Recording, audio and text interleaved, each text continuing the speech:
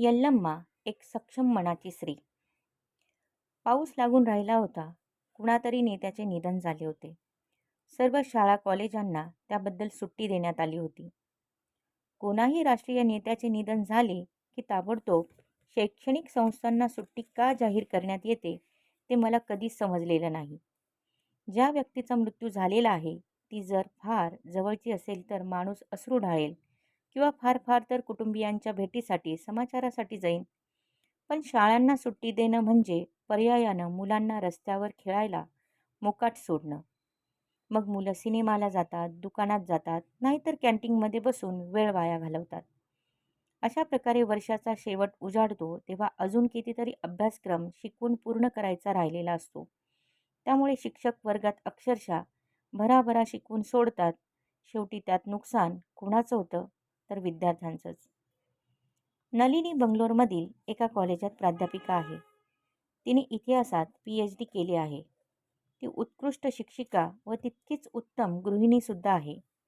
तिची आणि माझी बऱ्याच दिवसांत गाठ झालेली नव्हती. त्यामुळे मी तिच्या घरी जायचं ठरवलं.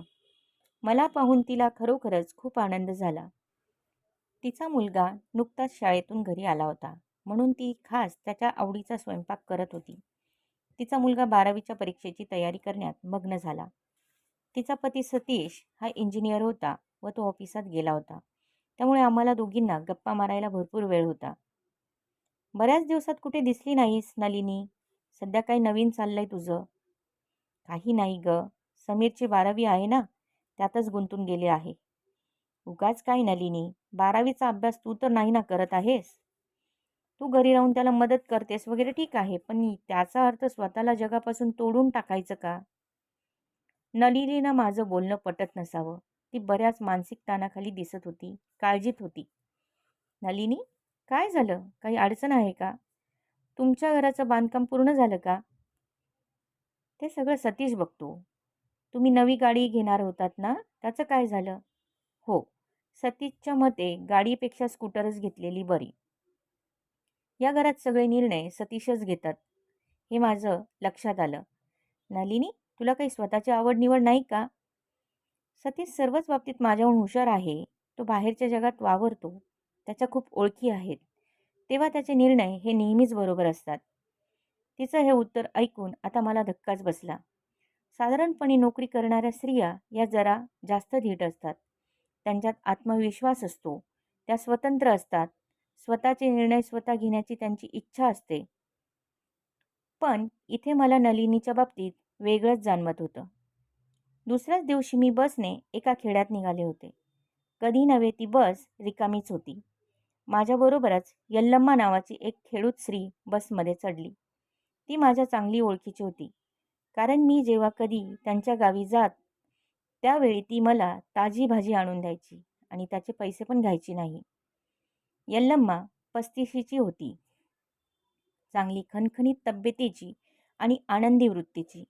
तिने केसांना भरपूर तेल लावून चापून चुपून अंबाडा घातला होता. गळ्यात जाडजूड काळ्या पोतीचं मंगळसूत्र होतं. कानात सोन्याची कर्णफुले, नाकात चमकी आणि प्रत्येक हातात चांगल्या डझनभर हिरव्या बांगड्या घातल्या होत्या. चेहऱ्यावर मात्र रंगोटीचा लवलेशही नव्हता. कोणताच कृत्रिमपणा नाही. तिच्या तांबूत चेहऱ्यावर भरभरून हसू होतं व त्यामुळेच तो चेहरा नुसता चमकत होता.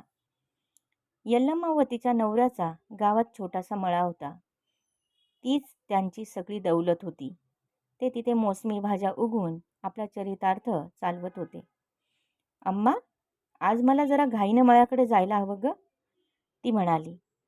का बरं? इतकी कसली घाई? तुझा नवरा नाही का गेला मळ्यावर? हो, गेलाय ना. पण आज एक महत्त्वाचा निर्णय घ्यायचा आहे ना. पुढच्या 3 महिन्यासाठी उत्तम बियाणं कोणतं ते निवडून पेरायचं ते मलाच बघावं लागणार. पण तुझा नवरा रुद्रप्पा करेल की ते काम? मी म्हणाले. तसं नाही, माझे निर्णय मलाच घ्यायला हवेत. रुद्राप्पा पण चांगला अनुभवी आहे, पण मलाही त्यात लक्ष घालायलाच हवं ना. कारण सगळ्या प्रकारचं बियाणं पावसाळ्यात लावून चालत नाही.